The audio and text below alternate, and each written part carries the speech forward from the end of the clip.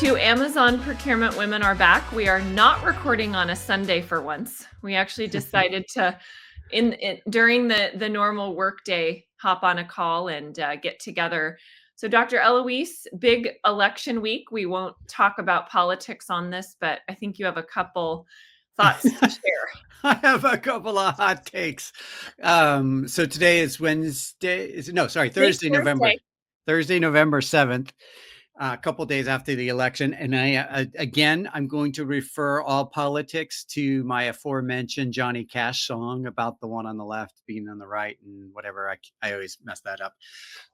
This is not about the outcome of the election or anything else, but it's a plea, an imploring of folks to stop posting political stuff on LinkedIn. It is absolutely driving me crazy. I know some people are gloating, some people are hurting. I get it, but you're not going to change anybody's mind on LinkedIn. And LinkedIn, for better or worse, is a place to go to exchange business ideas. And if you need to take a break, I'm with you. Trust me, I've been off TikTok all week. But I did, just because it was too much information overload.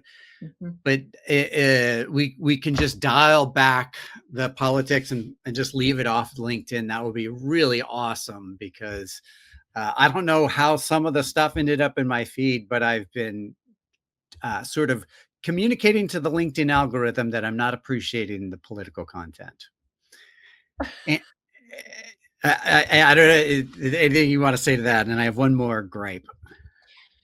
So I have not been on social a ton this week as well, intentionally. I'm really trying to stay focused. We've got some big initiatives, and I don't want to get stuck down a rabbit hole or get myself out of sorts. But I also am a believer in let's keep LinkedIn a non political platform. Yeah. Now, I do think it is okay to include some personal content and personal relevance when you are posting on LinkedIn, but I am not a believer that it's a place to be publicly posting and talking about strong political views. Thank you. All right. Now I have one more gripe. So I don't know why I'm feeling better. So, but all of a sudden, and I don't mean any, I don't mean any disrespect with this comment. And I know a lot of folks listening will probably might be partaking in this behavior. I'm not trying to shame anybody. I'm not trying to be a jerk. But please, none of us know what the next couple years are going to be. And it feels like overnight, everybody is a risk management expert and has a hot take on tariffs and supply chains and politics, and fill in the blank. It's like, okay, let's just pause, because we don't even know who are going to fill all these roles. We don't know what the implications on policy will be. Yes, there's been a lot of signaling, but signaling is different than concrete actions. And so there's too much could, should, would, will, but not enough facts. And I think we need a little more hard data on what's going to happen before we can prognosticate what all the risks and how companies should react to those risks. And so it's just, I'm begging you, please just take a breath, because the issues that are going to come up that are risk related are actually not whether or not we're going to add more manufacturing in North America or in the US specifically, or like all that stuff will sort itself out. Some governments are going to step away from pursuing the climate agenda, and that's their prerogative. And then the other key piece is a lot of this movement of where goods are produced and manufactured and shipped. A lot of that is going to be tied to deglobalization. I have to get that term right. And so understanding the broader spectrum of deglobalization is more helpful than, okay, this little thing here and that little thing there. And as I'm going through my LinkedIn feed today, everybody's chiming in about all these individual things, but we just take a breath, take a step back, because it's some of these larger issues that pose the risk, not the individual snap whatever that hits the media. You mean you don't have a crystal ball and you don't know what's gonna happen Exactly. immediately? Exactly. And nobody does. And by the way, if you want evidence of this, and this is not a right or left thing, absolutely every political pundit, podcaster, pollster was dead wrong. So enough with all the prognostication. Just take a step back and let's evaluate what we actually know and can quantify. All right, my rant is over. We can get back to our regularly scheduled topic, which I've already forgotten what it was. That's okay. A little detour in randomness makes it more fun. So today we decided we thought would be interesting to talk about honest feedback. And there's multiple aspects to this, but what comes to mind for me is as a boss, how do you give honest feedback without offending and hurting your teammates or your employees? And then as an employee, how should you accept feedback? How should you interact with your boss when you are getting feedback, or be proactive and talk through how you like to get feedback? So lots of different angles here. And I'm going to talk about giving feedback to startups. So I've been, for a number of years, I've been giving feedback to startups and other organizations that solicit my feedback. And I have some thoughts on that as well. Okay. Well, let's start with, so I didn't prepare a ton for this. I thought this is more of kind of a free flow conversation from our experiences. But I did a little bit of research on LinkedIn actually. And there's a guy named Michael Timms, Timms. And I thought he had some pretty good content around giving and receiving feedback. So some of the stuff I say, I'm going to incorporate some of the things that he writes about. But I just want to start off by saying, as a leader and manager, I think one of the most important things to know is that unaddressed poor behavior tends to get worse because Yes. employees think by you being not bringing it up or it being silenced that you're giving approval. So if you are a manager or you are in a leadership position in some capacity, it is so important to make sure that you have a process and procedure and a way to give feedback as quickly as possible. Again, if you don't, it's almost like you're approving this behavior and it can continue and get worse. Exactly. Well said. Okay, so some notes I took around, again, just having been an employee and working for different styles and types of bosses, and being a leader and manager myself. So I'm gonna talk through some suggestions on how to best give constructive criticism to an employee. And I've incorporated into this the idea that at least some people are remote. I think not a lot of people I know, or at least in my experience, are not in office full time. So, number one is ask for feedback before giving it. Improvement feedback is can land badly if the person giving the feedback, so let's say me as the boss, if I never ever ask for feedback myself and I'm only the one constantly giving it. Leaders must demonstrate that feedback is a gift, or else everyone will question your motives and associate it with being negative and kind of as some sort of punishment. Yeah, and can I just well, my first note is exactly embedded in that comment. Honest feedback is a gift, and it took me a long time to learn that. But most people will not give you honest feedback, and it hurts and it's painful. And when we talk about how I give feedback to startups, like I know I'm calling their baby ugly, or I know I'm saying hurtful things or things that can be perceived as hurtful. But without that honest feedback, you will continue on performing poorly, not up to expectations, or quite frankly, as was the case for me, acting like a jackass and not realizing it for many years. And so it's not until you get that honest feedback that somebody is actually investing in you, and take it for what it is, a gift. Mhm. Number 2, try not to give your feedback in an email.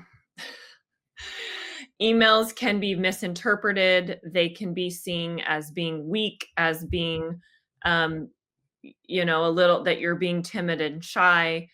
Whenever possible, give feedback in person. But again, a lot of us are remote or hybrid, and that's not always an option. So do it on the phone or do it via a video conference. But I would say email or Slack is the absolute last resort when you're giving feedback. And I know for me, if I get feedback from my boss, I would, me personally, I would take things much better when having a conversation versus reading a few sentences that were written that could be taken out of context. 100%. Always live. And also get on camera. And there's just a sort of tease this. There's a book coming out. I can't remember the name of it, The Layoff Cooties or something, but the woman, I'm excited to read the book and maybe even have her on as a guest on the podcast. And she talks about getting fired or laid off or whatever it was, with her manager not even being on camera. So it was just like if you're gonna like these moments, whether it's feedback or goodness laying somebody off, really own it and be present and deal with whatever emotions or blowback Yeah, comes and out. think about how the other person feels and how you would feel if you were talking to a black screen. Yeah, exactly. It's just it's not it goes against the human condition. Mhm. And until we have AI firing and hiring everybody, let's keep it human. All right, my number 3 is begin with a question, not a statement. Sometimes statements can be, um, one, you don't always know all the facts and information. And as a leader, you're coming to your employees with second or third hand information. And instead of assuming, sometimes it's better to ask a question and ask, um, ask about the situation in question, which allows the other person to share some important facts or insights that you maybe didn't know about, and it just softens it a little bit, right, versus me just coming in and saying, I can't believe that you did this. Yeah. Asking things around, what process did you follow, or how did you come to this conclusion or decision? Yeah, in my annual reviews back when I was managing people, I would always start with, How do you think you performed this year?" And it always got them talking. And when we as humans talk, we get comfortable. And then as the reviewer, I have some room to maneuver and build upon whatever they've said. Yeah. My number 4 is share your observation, not a conclusion. Hmm. So my thought here is you want it to be more of a dialogue and an interactive conversation versus it being a monologue where I'm going on and on for 5 or 10 minutes with no interaction or no conversation. So as a manager, be able to share your observations without assuming, because oftentimes you don't have all the facts or the information. Yep. Great advice. And then my fifth one is ask for clarification. So I'm not gonna, so Dr. Eloise, let's say you were on my team.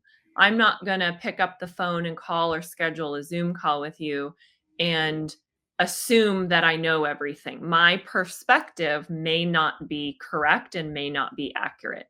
So before stating what I'm observing, I want to ask you questions to get more information and to get more clarification.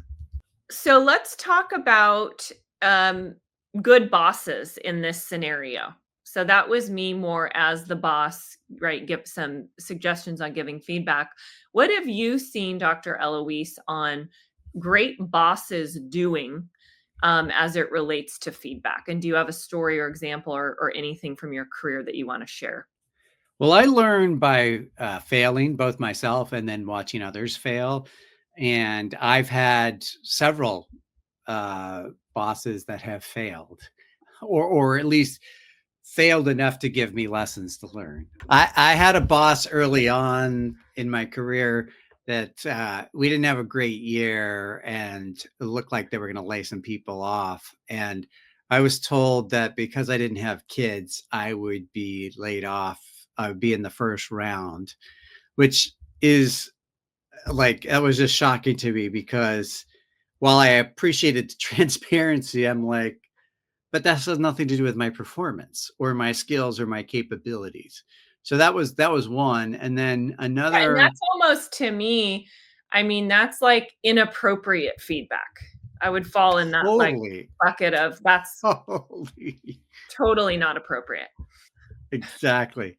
So, my wife still brings that up from time to time because it's just so galling. And but that's, I mean, 20 some odd years ago, that was still acceptable to say. So, which seems like, I don't know how I got so old so quickly, but the other thing is I had a boss that would communicate by not telling you anything, but publicly humiliating you when you made a mistake. And like, this is the worst. This is the absolute worst.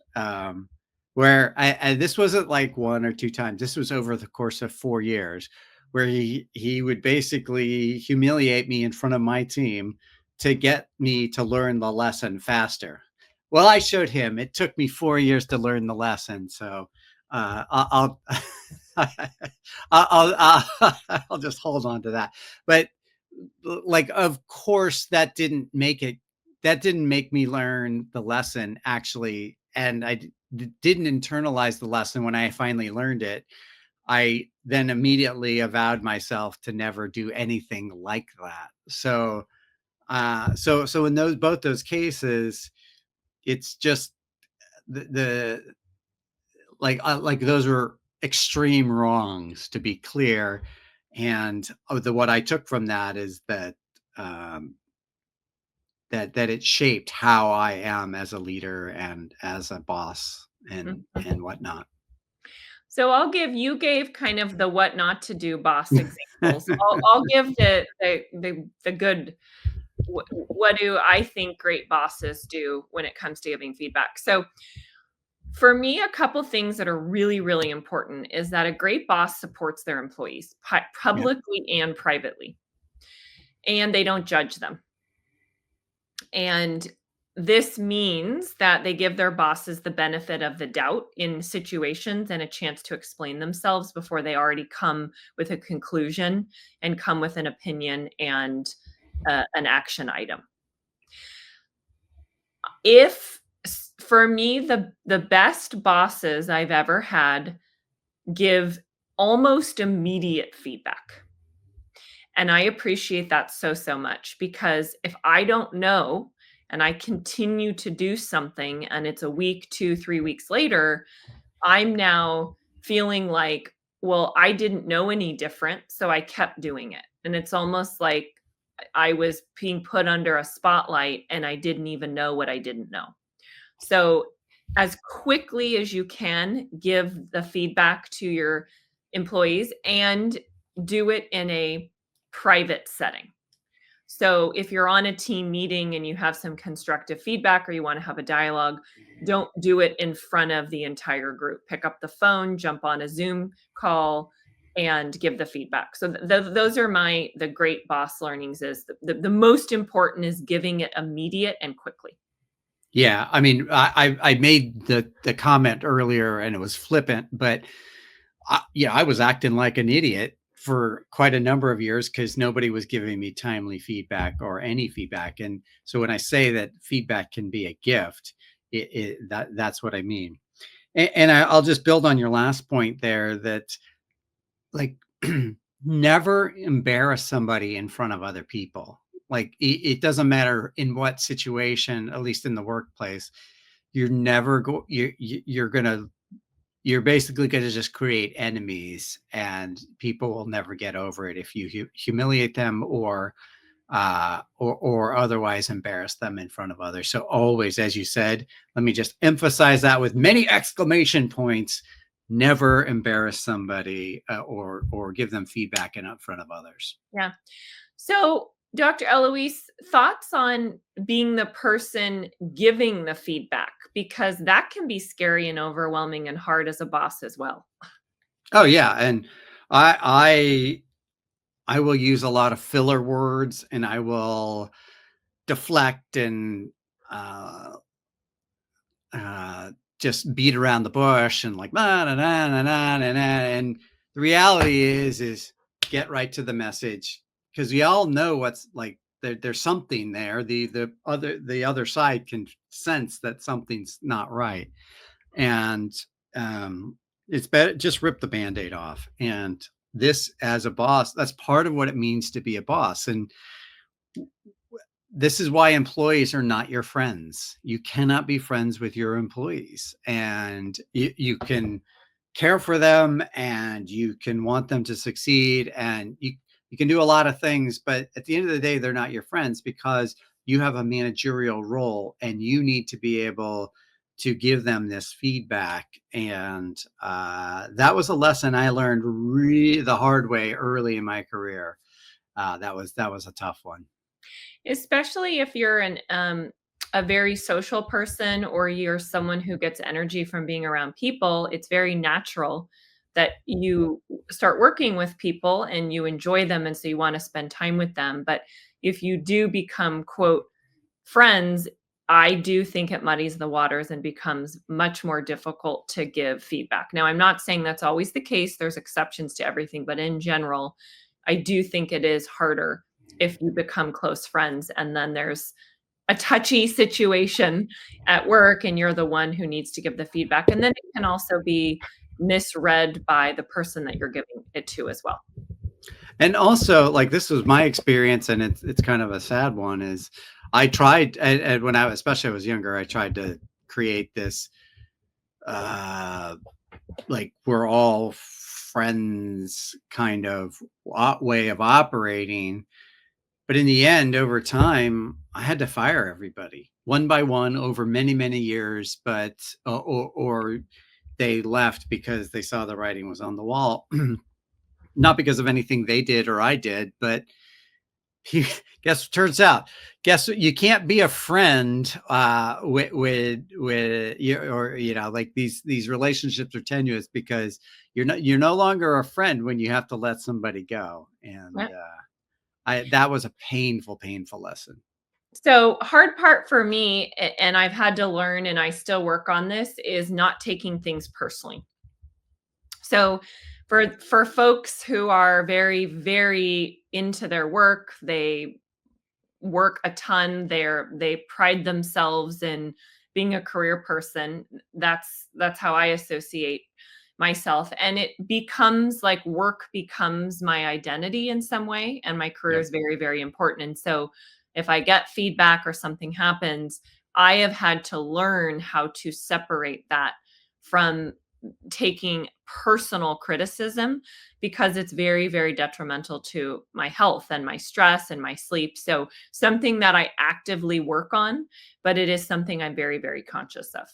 Yeah, that's so true. I mean, it's you, especially when you love what you do. Like I love what I do, and so it just seeps into my identity. But like I think that it can very quickly go overboard. As you described, I have the same feelings. I oftentimes like like I'll get a bad review on my book, and it's like, oh my god, the world is ending, or it's just like, I mean, despite the Or fact that, well, even like LinkedIn, people write nasty comments. yeah, yeah, And you have to disassociate yourself from the story or the content you produced and say, this person is not personally attacking me. They're talking about a viewpoint that I have or something that I shared. And that's hard when it's in the public. yeah. Oh, exactly. I'm going to get slightly off topic here because it's not exactly feedback, but it's in the same realm. I was building my YouTube channel over the holidays last year, and I posted some shorts, some chopped up things. And I swear to God, within 5 minutes, I was getting vitriol and hate and very transphobic things, and which is fine, but I was just not prepared for it. And it was like, oh, not only are you attacking my identity, but you're attacking my role as an expert, and and that hurt more than the transphobic stuff. So I had to rethink that strategy. In fact, actually, that was one of the things we hiked shortly thereafter, and you and I were talking about that, because I'm like, whoa. And it wasn't even legitimate criticism. Yeah, It no, was just, I think you actually text me one time and there oh was yeah, like a series of and we brainstormed on the best way to handle the comments. yeah, which is a type of feedback, but it's Yeah. maybe not the most constructive for sure. So let's talk about giving feedback to strangers or people that we don't know. So these are not folks that we work with, these are not part of our friend circle. I think you mentioned at the beginning, this kind of ties into what you said. You give a lot of founders feedback because they Yeah. want you to review their solutions and give feedback on product market fit, building out the product, messaging. So how do you go about doing that? Because that's a hard balance. So first thing, I let them pitch me. Like, even, and I wrote this in one of my books, like some guy talked at me straight for like 45 minutes, like uninterrupted, didn't ask me if I had any questions. So I give people their chance to run the whole pitch. I don't interrupt them unless there's something unclear. And I mean, if they stop and ask for questions, I might ask clarifying questions. But in general, I let them do their whole pitch, spiel, demo, whatever it is. My time is there. I'm there for them so they can use it however they want. But then I do one thing, and at least I hope I do it every time, is I say, what kind of feedback would you like? And to almost every founder's credit that I've talked to, they said, just give it to us straight. And without fail, I will then break it down onto how I see the market fit, why I think whatever uh, is or isn't working. And I have, and I warn them, I'm going to give you very direct feedback. I'm not going to sugarcoat this. And I would say, except for that one guy that talked for 45 minutes, absolutely everybody is very appreciative and they want as much direct feedback. And I swear, every time I get through, I've heard this so many times, and they say thank you. That's the most clear and concise and real feedback people have given us, because whether it's the venture capital folks, the whoever they show it to, like, everybody just tells them it's great, or challenges them, and some, like, asks them questions, but not really gets into the details. And that's one thing I think I do pretty well, is really quickly understand what they're trying to say, help them say it, or more importantly, what the gap is between what they've built and where they need to go for a good market fit. And so I take pride when they say, thank you, you're the first person that was that clear. Because guess what? The analysts aren't doing this. And they're too busy I pontificating and would trying to. say if you're raising money, you're getting feedback, but in a non-direct way, right? If Yeah. you're out and you're pitching and you're not getting funding over and over again, there's some reason why. Now, that may not be clearly communicated, but that is one way to inadvertently get feedback on product market fit and viability of product. Yeah. And so, like, I actually, so I enjoy this. One of the reasons why I have an open door policy is like I get a lot of early stage founders or even sort of Series A founders that do want that honest, direct feedback. Usually when they get to B or C, they either don't want to hear it or they've already got it figured out and they're good. But yeah, yeah, but I do it because I care. I care about them. I care about the profession, and I genuinely like the innovation. I want to see the things that are new and different and cool. Just showing me a survey that you've retitled, Risk Insights, or showing me a dashboard. Like I see these same technologies just repeated and in different with different labels, but underneath it, it's usually just a data feed from something, a survey, and some sort of spreadsheet type interface. It's like that does not move the needle for me. And so I genuinely like it when things are just fundamentally different than they shock my brain into thinking differently. And I will say, I was just this morning, I actually had a productive morning. I wrote one of my LinkedIn posts, my coolest things of the year, which I'm working on. And that'll launch probably at the end of the month or early next month. And it, it, it is just like so that's top of mind. I spent a lot of time reflecting this morning in the last week, like what was really cool that I saw this year. And last year, I think everybody knows it was orchestration. And so, yeah, anyway, so I forgot the question, but anyway. Well, the question was how do you give feedback to strangers? Oh, yeah. And look, if you're soliciting my feedback, I'll take the time and give it to you, but don't ask if you don't want it. Yeah, and this is true. I mean this in the context of strangers. Like I'm not going to add you to the spider map because you ask. Like we got to go through this gauntlet together, and you got to show me something that I haven't seen before or that I haven't thought about before, and we have to have a little bit of tension there to sort of work that out. If all you do is come in and show me a questionnaire and a dashboard and then argue with me, well, like that's not innovative. So like, why would I add you to the spider chart? Well, and I would also say if you are a founder, this is kind of a different scenario than what we are talking about at the beginning versus boss and employee situation. It's really important that you do ask for feedback regularly and that you know what to do with it. So if you are building a product or building a company, you should be constantly seeking feedback. And a big factor for that is customers. How are Yeah. you going out and actively asking customers and getting feedback from them and then incorporating that into your product roadmap, your sales strategy or marketing strategy? So feedback is really, really important no matter where you fit um, into the funnel or where you fit in your career. But knowing how to ask for it and then actually do something meaningful with it is really important for founders. Yeah. And the other post that I'm working on is my feedback on TPW.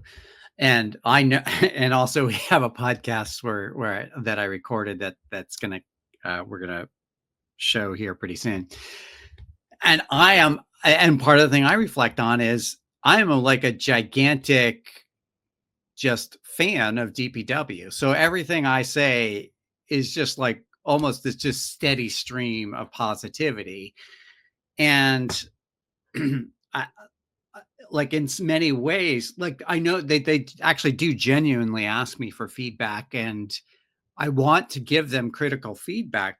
But on the other hand, I just love so much what they do, and because it speaks to me and the sort of world that I inhabit of startups and tech and CPOs that push the boundary, that it's hard even for me to find, and they're always innovating. So every year, I think we talked about this, they're doing something different.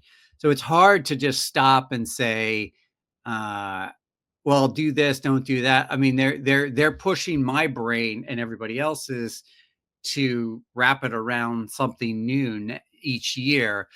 Whereas I think I try to say like let me say things that are predictable are it's a lot hard it's a lot easier to give feedback to things that are predictable versus something where Yeah. your brain's being constantly asked to reshift on the fly.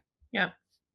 And I'll ask our listeners if you have a feedback story that you're willing to share, definitely drop that in the comments, whether it's a founder startup story or an employee or a boss story, because I think there's a lot of lessons learned from this topic.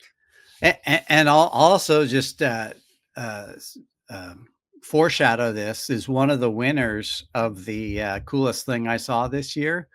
The first time I talked to him and saw his offering, it's nothing like what it was the first time I saw it. I mean, the first time I saw it, I'm like, dude, don't do this. This is terrible. I didn't say it was a terrible idea, but I communicated that and without saying exactly that. And now 10 months later, that product is so vastly different and so cool that it made the top of my list. So So that's an example of somebody taking feedback and doing something with it. totally. And I'm sure he'd be the first to tell you. I mean, he said that to me, like, this is great feedback. Thank you. And it prevented me from going down that path and blah, blah, blah. And it was, I mean, and and that's why I do it. It's like to get that to sort of just appreciate like somebody that appreciates that kind of feedback. Mhm. Any closing thoughts on honest feedback? Uh take it for the gift that it is. And I'll close by saying this. I had a different boss for a short period of time. And this guy was so direct. So, I am an American, and I'm part of that culture where we don't like to uh, give or receive feedback. Like that's very endemic to our culture. Versus, say, like the Dutch colleagues I work with, absolutely are just straight in your face. Same with the German colleagues. Like they don't no compunction about just giving it to you straight. And it took a long time to get used to this. Well, this former boss was like that, just so direct to the point that it's borderline hurtful. But also, I would say that I was equally as touchy about receiving direct feedback. I just wasn't acculturated to that. But that feedback helped shape who I am, both in terms of just forcing me out of my comfort zone and giving me what is it they call that bulletin board material that every day I wake up and part of my motivation is to prove that person wrong. And that person left the firm and I am still motivated by what that person said to me and not just one thing but like a whole litany of things. And I still replay those conversations and I use it to motivate me. So I'm not sure that was an exact clear point there, but that's kind of the other thing I'd say is that as an employee, I like that direct feedback motivates me like you can't imagine. Give it direct, give it often, and give it fast. Exactly. And with that, we will see you next Wednesday.